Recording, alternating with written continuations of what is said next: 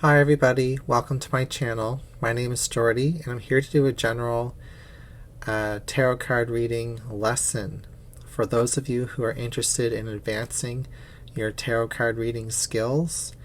This video is intended for all levels. I'll be walking through tips and tricks and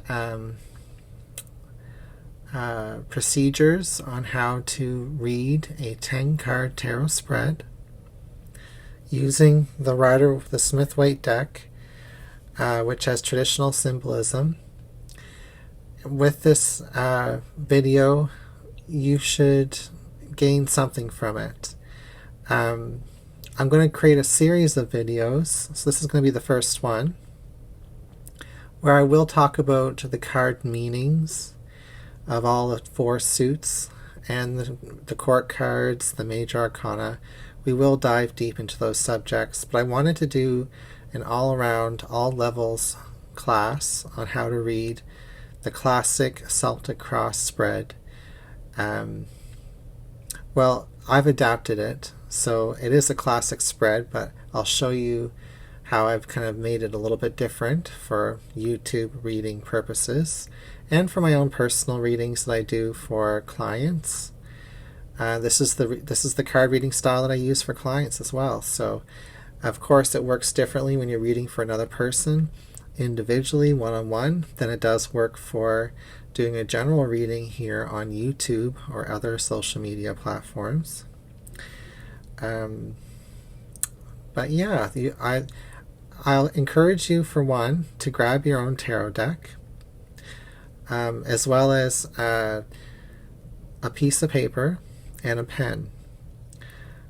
I recommend that you watch this video and take some notes, and whatever notes that you feel like you want to remember, whatever you feel like is a good idea or resonates with you. And then afterwards, take a break, have a cup of tea or something, maybe even meditate for a few minutes. And then while this video is still fresh in your mind, give a 10-card tarot reading a shot on your own. And just follow the tips and tricks that you've written down on the piece of paper. The best tip I can give anybody for learning to read tarot from the very beginning or for advancing your tarot reading skills is to use your voice. You must use your voice. By keeping the tarot reading only in your head, you're not going to get very far. You'll spin into repetitive patterns and behaviors, and you'll end up reading the cards the same way every time. Or perhaps the same story will come out in the cards every time, regardless of what cards are there. You know, the shadow side, our insecurities, our fears, our desires are so much more obvious when we use tarot cards, and they can be alarming. We may not know how to deal with them. We may not know how to read them with compassion and read them with a clear perspective. However, when you use your voice, you are communicating out loud, and we all know how to talk. We all know what to say and what not to say to another person. We know what kind communication sounds like. So when you do start communicating and talking what you see in the cards, for one, it holds you accountable because you can hear exactly as it comes out of your mouth if the words that you said sound harsh, if they sound jaded, and if there's a charge to them, whether it's a positive charge or a negative charge, or whether, and when you use your voice as well, you'll realize that if you say something very potent, you may even feel a shiver in your body. You may even see a vision in your mind. So other faculties will come into play as well. That's the best advice I can give. If you want to take one thing away from this video today, we're 44 minutes into this video, is to hit the record button on your phone, on your voice recorder or your video camera, and simply talk while you're reading your tarot cards out loud. Talk as if you're talking to your best friend or your parents, or even just a general audience. If you're doing a reading for yourself, you can even be looking in a mirror while you're doing it. So there's a couple of different ways to approach it. By recording what you've talked about, you have an opportunity to go back and listen to what you said, and you can then learn even more from the channeling that you made throughout the reading. You may feel like as you're working through insecurities and fears in your tarot reading, especially by using your voice in the beginning, it may feel awkward, it may feel embarrassing, it may feel difficult.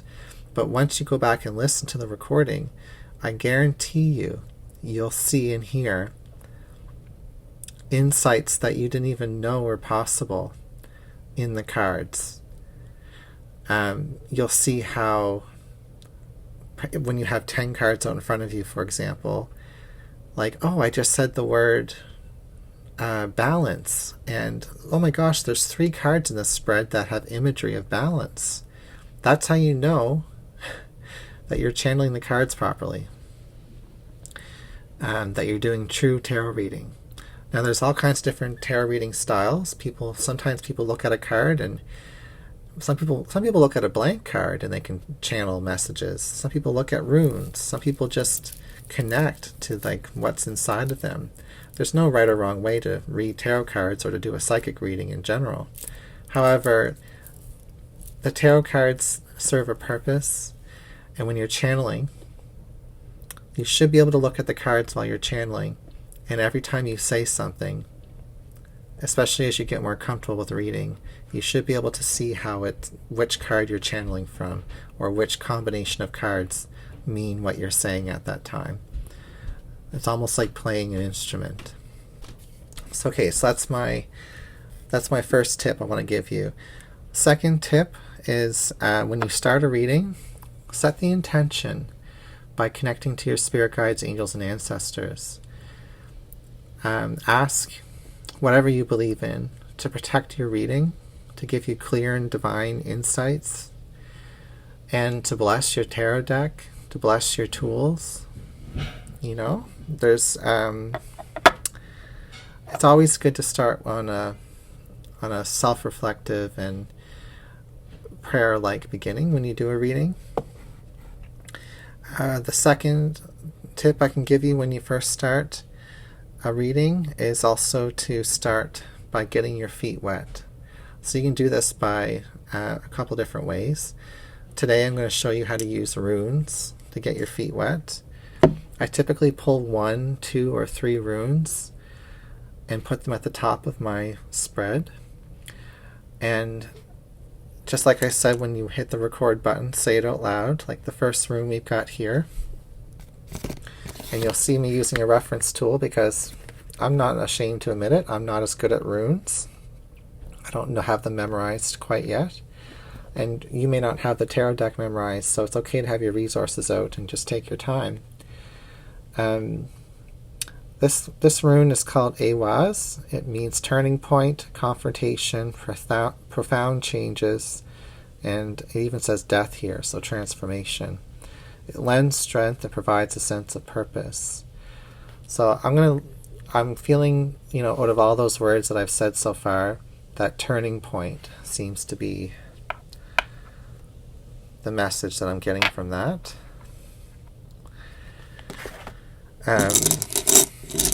We also have this rune right here, which I've picked randomly, which is called the Shield rune, Algiz. It's all about protection. Notice how with the runes, I'm not reading too much into them. I'm just picking 1 or 2 keywords. And with the final rune, we have Rado, I believe it's called, which is all about travel, change, journey. So if we look back at the keywords here, we have turning point, protection, and journey. That's really beautiful. So that's the theme of the reading so far. when it comes to shuffling, some of you already may have your shuffling practices. I do read reversals. I should have probably said that in the beginning of this video. And the way that I shuffle encourages the deck to shuffle up reversals and upright cards. So I take about a third of the deck and I put it behind. Then I take half a deck, half and half. The top of the deck are facing each other, so that means they go in opposite directions when you shuffle, and that means that you're getting new reversals and new uprights. So you take them in your hands and shuffle. That way you get your reversals changing. And I usually just do that once or twice, and then I start just shifting the cards. I don't like to shuffle this way as much, but some people like it because you get jumpers. But this way you can kind of keep the cards controlled. And then I flip. It's very random, and the first card we get out is the Sun card. So we're doing a 10-card spread. You may want to write this down as we go if you're not familiar with the Celtic cross spread. I'm going to be doing 2 rows of 5, 10 cards together, 1 row on top of each other.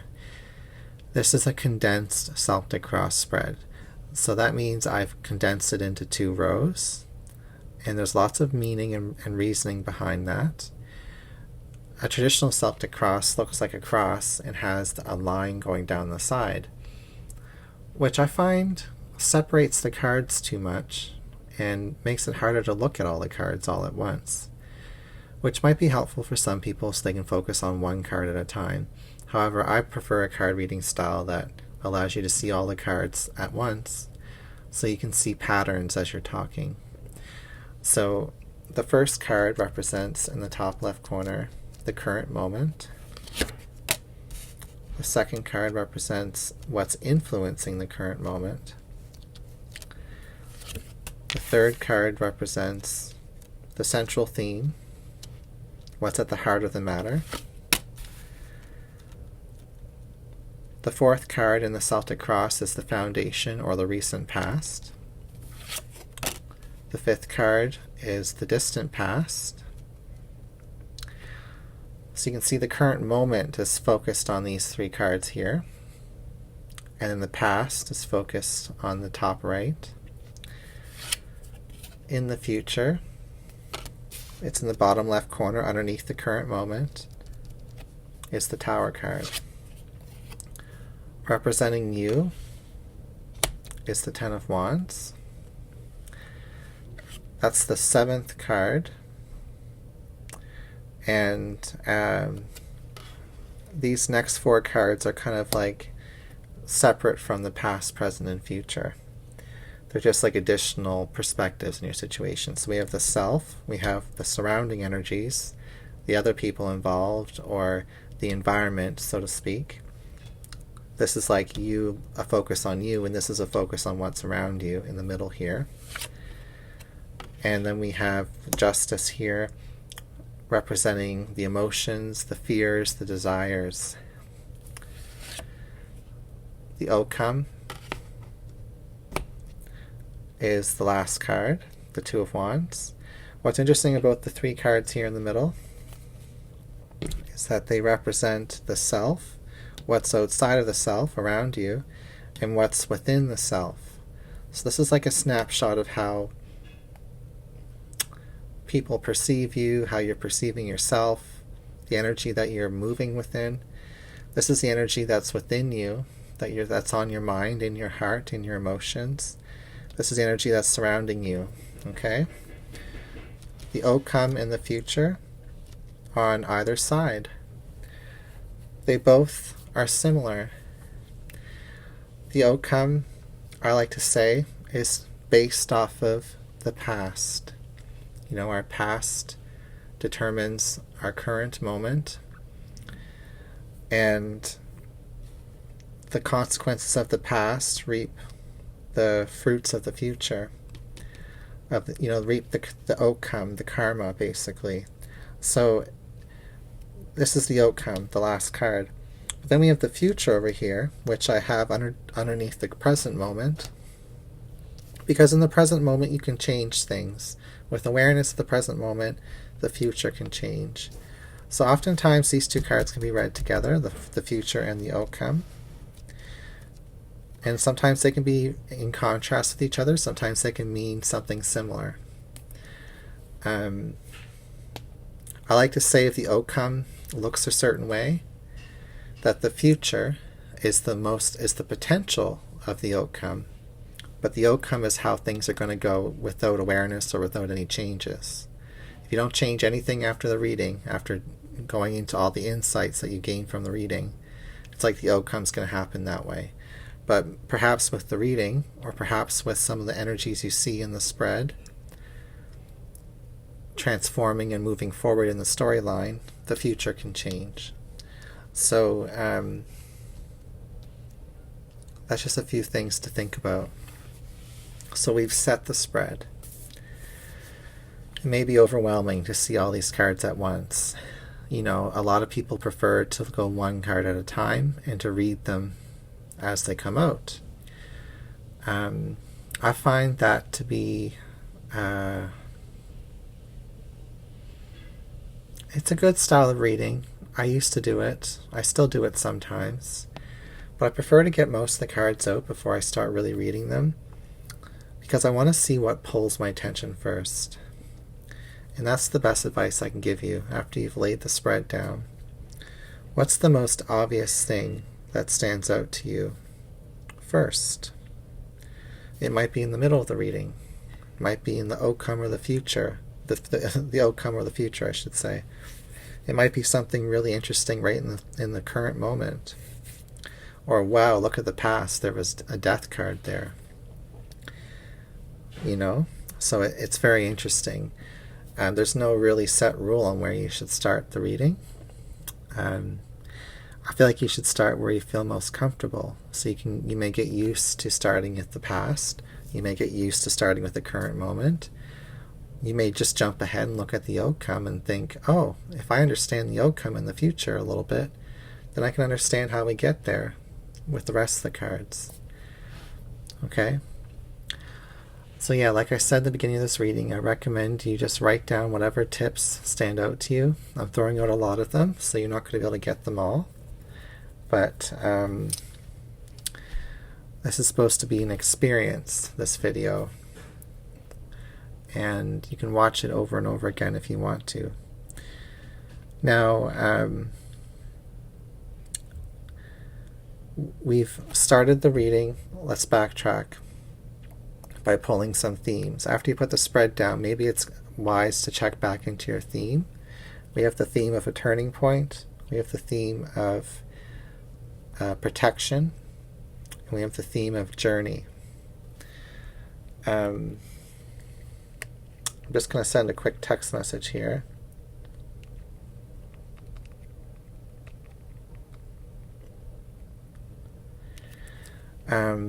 Okay, sorry about that, folks. So yeah, turning point, protection, journey.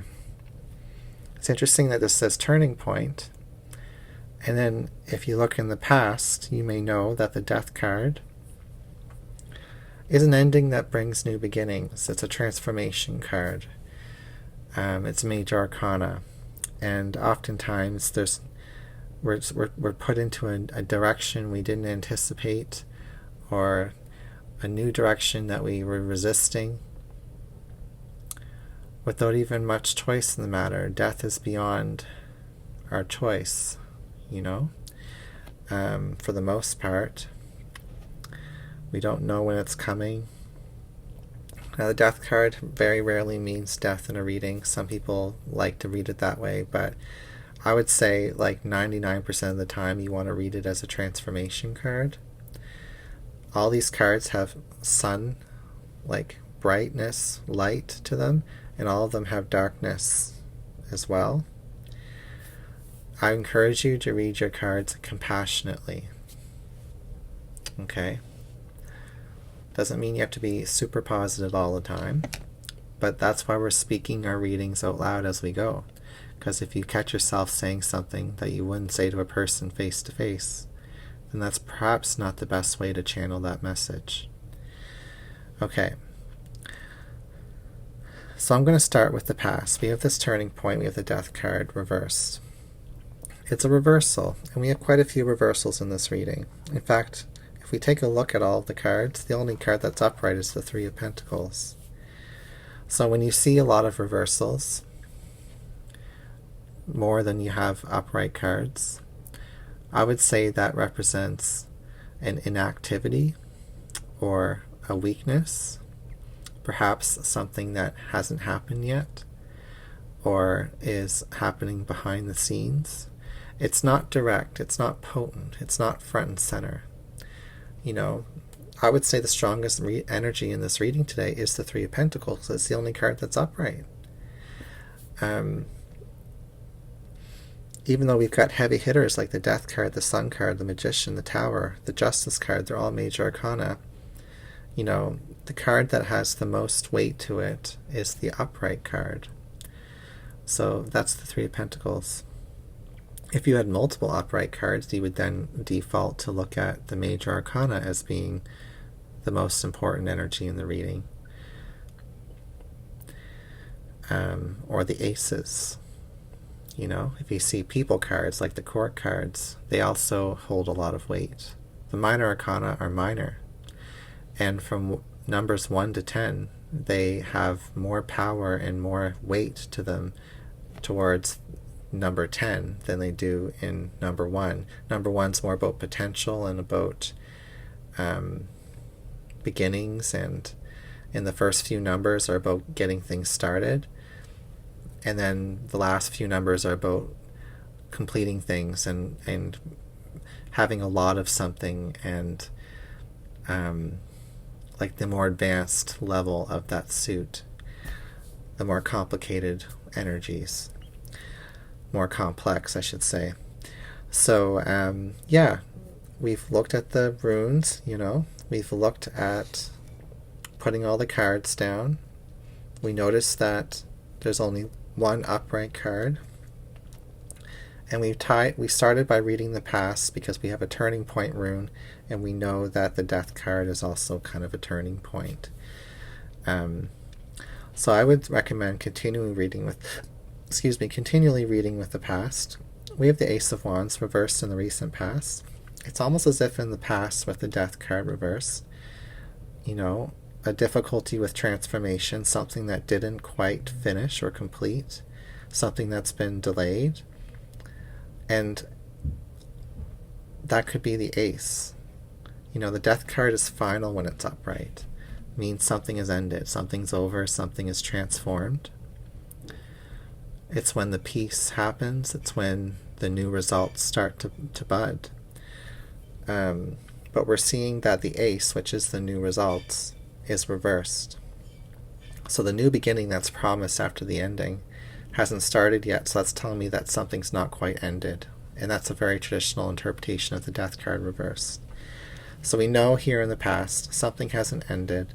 A new beginning with this Ace of Wands hasn't quite happened yet, and perhaps the opportunity presented itself in the recent past, because that's what this card position talks about.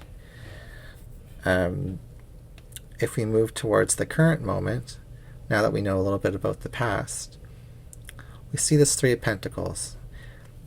It's the upright card. Three of Pentacles talks about creativity, collaboration, working together. It talks about working in general, you know, jobs, career. And it's a group energy. You know, there's 3 people in this card. It does talk about foundations as well, building things, creating things. So those are a few key words that I've picked for the Three of Pentacles. The list can go on and on. So in the beginning of the reading, especially if you're starting out and you're overwhelmed with a tarot reading in general, write down some of the things you've come up with so you can kind of keep track of where you're going. Or like I said, if you're recording yourself on a video or on a voice memo,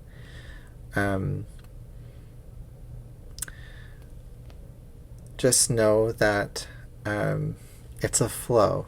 It's hard to show the flow right now because I'm walking through a lot of tips and tricks, but I'm just kind of showing you some ways to get started.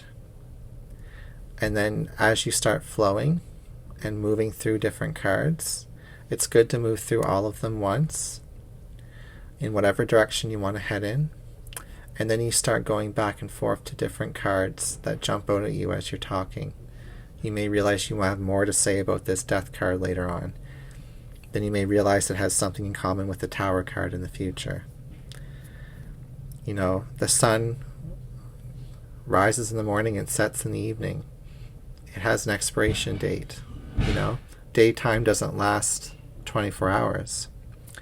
So it talks about life and death, the sun card, rebirth, because the new sun is born every day. That's something that the Death card and the sun have in common. So we look at the past, we see something has been delayed, a transformation, a ending. There was a new beginning recently that could have happened, but it also got delayed because it's reversed. We have the sun card here, beautiful, happy, positive card, something that you want, something that is a blessing in your life. It's also reversed. So this is telling me that the potential is there for it, especially with this potential card, the Ace of Wands. But the positive blessing of the sun is somehow connected to this Three of Pentacles. It's connected to this Magician in the current moment. So in this position, the second card, what influences the current moment? What's influencing this blessing from perhaps not making an appearance is perhaps the need for collaboration and teamwork. Maybe it's the need for a foundation, some type of shift or change or ending that's been delayed, perhaps in a job or in a creative project. So if you look at the next card here, in the current moment, this is at the heart of the reading. We have the Magician reversed. The Magician has all four tools on its table: the wand, the sword, the cup, the pentacle. So whenever you see a magician in a reading, and then especially if you see a magician and an ace or multiple aces, you're talking about manifesting potentials, new beginnings, and taking action and using those tools, using those opportunities to your advantage. They're both reversed. So that's interesting. I'm interpreting that as you have the ability to manifest something. You actually have the opportunity in your hand recently, but perhaps it requires working together with somebody else, and that might be where the blockage is. Even though this card is upright, we have all these dysfunctional reversed cards all around it. So it might be a beautiful thing to have to work together with other people in the situation, but there might be a lot of obstacles and reversals around it for a reason. There might be a challenge to work together with other people in whatever situation we're talking about. So we've just finished the top row. We have a backstory of delayed transformation, new beginnings that want to happen after an ending that wasn't possible, or a rebirth that wasn't possible in the current moment still because of having to work together with people. You have the ability to manifest this new beginning. You have the tools. You have the power. But it's somehow connected to other people. Maybe you can't force people to do what you need them to do. You can't force anybody to do what you need to do. That's a lesson and a piece of wisdom that I have and that a lot of us have. Can't change anybody if they don't want to change. So, there's things that you know even without the tarot cards being there, and trust your wisdom and guidance that you already know.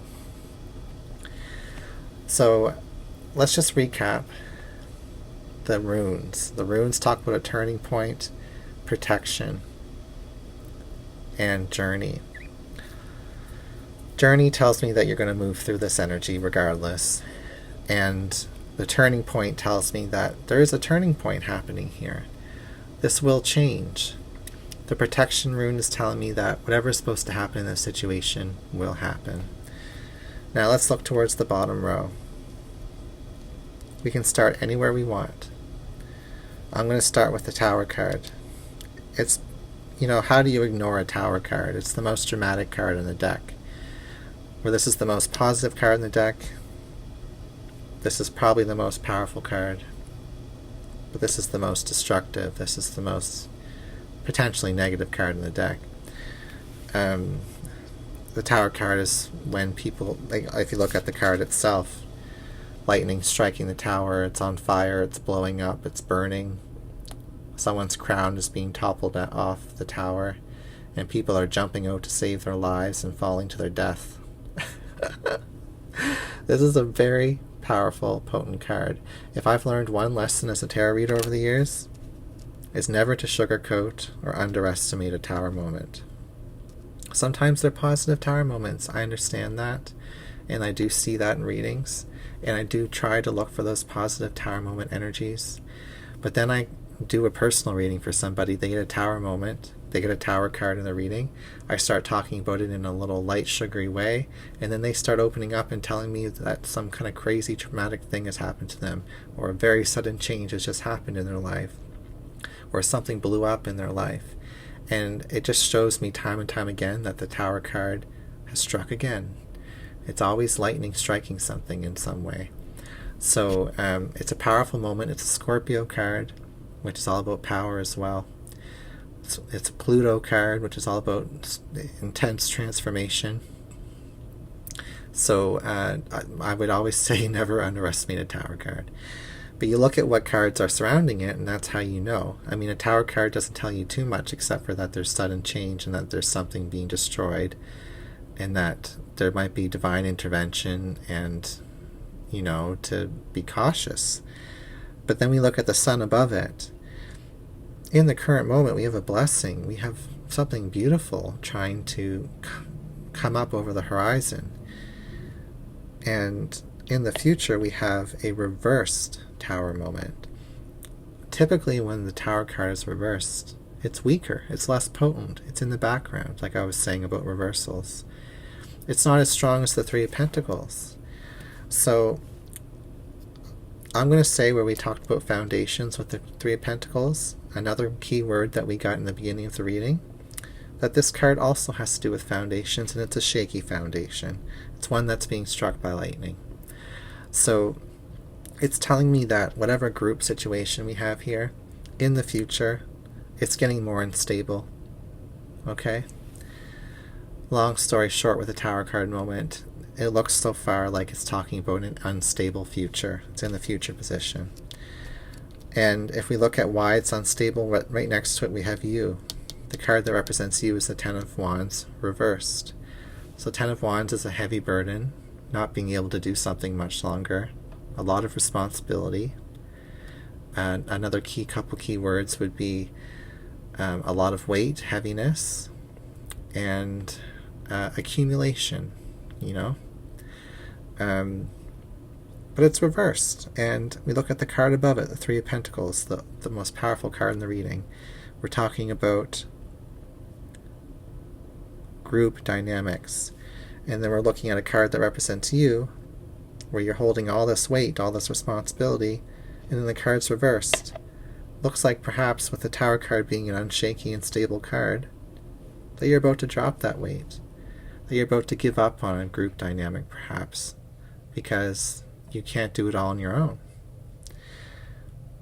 Doesn't mean that the situation isn't going to have potential and blessings, doesn't mean that it's not going to create a new beginning at some point, but perhaps what's necessary for the change to start, actually coming to fruition, is you releasing control or dropping the burdens, or at least recognizing that you need help. Okay? You can't do it all on your own. So we've got a pretty significant story built up so far. We don't even have all the cards completely read. It's important to recap in a reading, So we've recapped a couple of times. Each time you recap, you'll realize when you're speaking it out loud, that you're getting more and more information. Now, in the center of the reading on the bottom row is the environment, what surrounds you. We have the Two of Pentacles reversed. It's a reversal, it's a two. Twos talk about partnerships and choices. They also talk about moving past the first stage. Because number 1 is the first stage, number 2 is the next stage. So I'll give you a little tip about a little secret about the Two of Pentacles. A very traditional, old school interpretation of the Two of Pentacles is soon energy. And the reason why is because we've got ships coming in the harbor here. Even though it's rocky and wavy and it might take some time for them to, wait until the waves are calm before they can come to shore, eventually those waves will calm and those ships will come to shore. And also this person's, dancing with these pentacles, juggling them back and forth, can't maintain that very long. So it's a temporary energy. So whenever I see the Two of Pentacles, I know that something is going to change soon. A choice, perhaps, will change something soon. Or a lack of choosing will lead to an outcome as well. Because sometimes when we don't make a choice, an outcome happens regardless. So this is telling me, with the card next to it representing you, that you have to drop something, you have to let something go when it comes to a group dynamic, because you can't do it all on your own. The group dynamic's getting more and more unstable. And this is a card of instability as well, because he's juggling and dancing and might even have to go use the washroom. It's a card of like fidgeting. So it's telling me that you can't resist, Pisces, or anybody who's watching this channel. I am a Pisces channel. You can't resist making a choice here very long. In fact, whenever I see a Two of Pentacles, it's my, in the next 6 weeks or less card, basically. It's a very soon energy. If you look in the fears and desires position, I'm not focusing on this Two of Pentacles for very long, by the way, because it's just a 2. Just a little 2 in the deck, Might have a lot of weight, but it's reversed. It doesn't have that much weight. It seems to be inevitable because we have the inevitable death card here. The sun is always going to rise. This tower will fall eventually. This person can't hold on to those sticks forever. So this 2 is not very important. We get to the fears and desires and we see the Justice reversed. Now, out of all the cards in the deck, Justice is probably the most straightforward. But it's also very, very demanding and hard to read. Unless you know exactly what's going on in your own life already, or unless you know what's going on in other people's lives, so you've got details already. All you might know from this Justice card is that we're talking about karma, or a legal situation, or balance. Now, I'm sure there's lots of complexity to the Justice card, more than just those 3 things. But it does talk about law and order. It does talk about karmic law. It does talk about the rules of the universe, the rules of a justice system, the rules perhaps within a group. It does talk about the organization, the paperwork. And here we have somebody holding paper, a contract, something in their hands. So that's something that you may notice when you're talking about the key words here. We've already really looked at the Three of Pentacles quite a lot, so it's interesting. If I were to give you my best guess here in this reading, here we have paperwork, here we have a card that talks about contracts, and here we have the Ace of Wands, which is often referred to as a paintbrush. Those passionate new beginnings, the creativity, the creative spark, the artistry, the beginning of an artistic pursuit.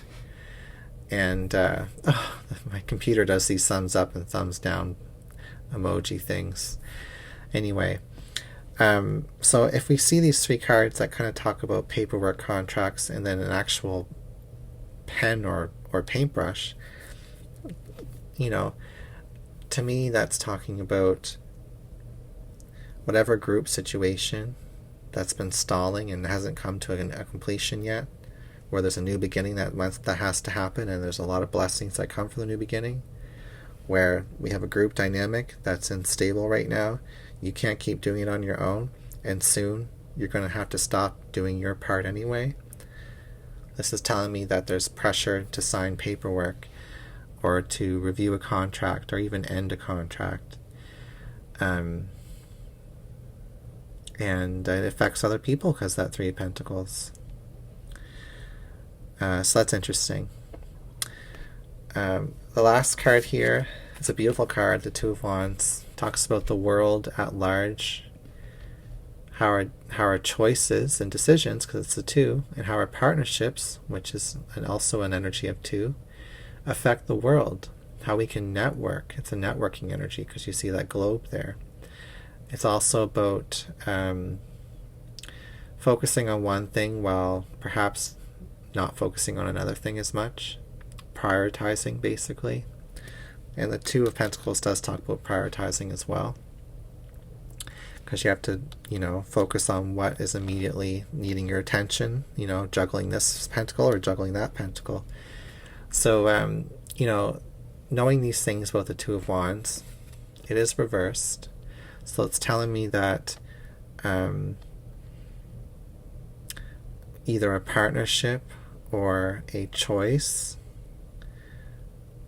hasn't happened or is moving apart or ending, because the Death card is above it. So where this is a card of networking and the next step in a plan, the next stage, it's also a card of vision because he's on top of a castle looking over the valley. It's telling me that, in order for you to move forward in your plans, perhaps the plans are the Three of Pentacles, in order to move forward in your foundation, your job, or your group, you need to turn your back onto something here and make a choice. And that choice might be letting go of something, or signing away, or agreeing.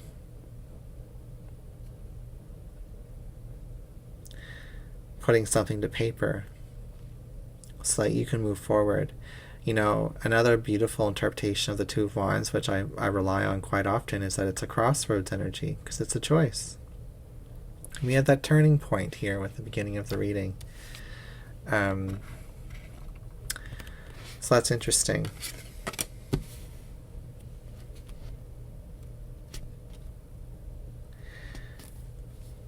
That's what we've got for the reading so far.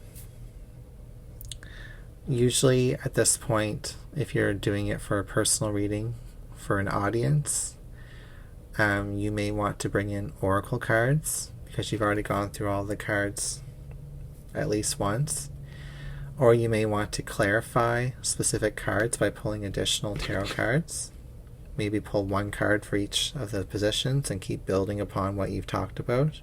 So you can clarify, maybe just pull one or two cards to kind of see what the next stage in your story is in the future. Or maybe look a little more deeply into the past with a couple of cards. It's up to you. But it's nice to kind of take a break from what you've been doing and to bring in a new element. So I like to bring in oracle cards because sometimes they give you confirmations. Sometimes they allow you to spin the story in a direction you didn't quite realize how it would end. Excuse me. So I'm going to grab my oracle deck of choice here, which is actually the Psychic Tarot for the Heart, which is very much like an oracle card, and the Colette Baron Reid's Wisdom of the Oracle. I've combined the two decks because I love them both, and I loved combining oracle decks. And it gives you lots of different unique messages. So I'm just doing a regular shuffle, taking a few off the top until I feel like I want to stop. And we have the Yang card, the number one card in the deck. It's the first card that comes out, and it looks like an Ace of Pentacles to me, or also looks like a burning sun. We have a sun here, we have a 1 here. Very much a confirmation of energies we've already talked about. The Yang talks about energy, the potential, the active component. So action is necessary in this situation. Not acting is going to lead to things falling apart, with the Tower card here, the Ten of Pentacles and the Two of Pentacles all talking about instability and temporary energy. So that's kind of like how I'm reading this card. You know, I know that it means a couple things like energy and potential and action. And I've also talked about how the Magician needs to take action, but isn't, because perhaps a group is needed to decide on something or work together. This is telling me that you have to act in some way, regardless of the group. Okay? I like to pull 3 cards. So we have Healing Begins. This is telling me we haven't really talked much about healing in this reading. We're talking more so about endings and beginnings and group dynamics and all of that. So it's telling me that, like, that healing is what's going to come next. It's a beautiful message. And it's a 6, which is all about balance and harmony. And if you look at the image of the card, this lady is opening up some curtains. So she's seeing what's behind the curtain. The last card we have is Here and Now. So this card is telling us to focus on the current moment. Know that blessings are trying to come through in the current moment with the Sun card here, even if it is reversed. Know that it says here past and future on this card, that we could look at the past, we could dwell on the past, we could dwell on what's going to happen in the future, but ultimately some type of action has to happen towards healing in the present moment. So that's why Oracle cards are great, because they're very straightforward. You don't read too much into them. At least I don't. And yeah, I always recommend pulling Oracle cards towards the end of the reading. It's nice to start with them as well. Like, some people prefer to start with them. But everybody's brains work differently. I seem to get more creative and realize more patterns when I'm relying on the tarot, because I'm very comfortable with tarot. However, you may see a lot of potential and creativity within the Oracle cards to get you started, and then the tarot cards kind of start speaking up on their own as you pull them afterwards. You're going to have to decide what works best for you. But for me, I like to kind of complete a reading with some Oracle cards. You know? Because, you know, especially if you're making a video on YouTube for somebody, they're not going to remember every single thing you said in the video. But perhaps they kind of listen to the last message that you say. And the Oracle cards kind of tie everything together. And we've given a lot of different details about your situation that may or may not resonate with you or the people who are watching or the people you're doing the reading for. But if they've watched the video to this point in the reading, something has resonated with them. So I like to think of the last few cards, the Oracle cards, to be the most important part of the reading, because you get the overall gist of what you've talked about, and some things you may have missed. Like, we didn't talk about healing very much, and this is right in the center of this reading, so obviously healing is an important part of this situation. And yeah, I'll also say the potential, the ace here, is also very important. It's kind of saying that there's still lots of potential in this reading. It's very beautiful.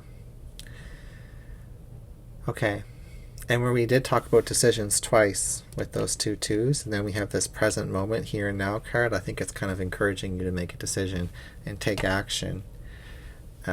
Take action, take action. Take action. You know, as soon as possible, right? Okay. Thank you so much for hanging out with me today in this tutorial. I hope you've written down some things that you thought were useful. I encourage you to take a break, maybe come back to this tomorrow and try your own reading with the notes that you've written, or maybe listen to this video again. It's up to you. And I'm going to be posting different videos that focus on the card meanings, that focus on different patterns in the tarot. And then we might do more tutorial videos like this where I walk through my process. I also encourage you to watch my regular tarot readings that I do for the general public for Pisces. You don't have to be a Pisces to enjoy them. Because, you know, knowing the tips and tricks you learn from me in this video, and then being able to see the cards, which I now show in my newest videos, you may be able to follow along with me in some way, depending on how much we have in common with our tarot reading style, and learn that way as well. And perhaps you'll gain your own insights by looking at the cards in the reading that I'm talking about as we go as well. Okay, let me know what you thought about this in the comments below, and I definitely appreciate a thumbs up and a comment. That will really help this video reach more people. Thank you so much for being here, and I'll see you again soon.